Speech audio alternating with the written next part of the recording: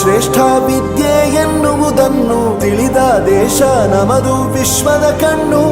ಮುಂದೆ ಗುರಿ ಇರಬೇಕು, ಹಿಂದೆ ಗುರು ಇರಬೇಕು, ನಂಬಿ ನಡೆದರೆ ಸಾಕು ಸಾರ್ಥಕ ಬದುಕು.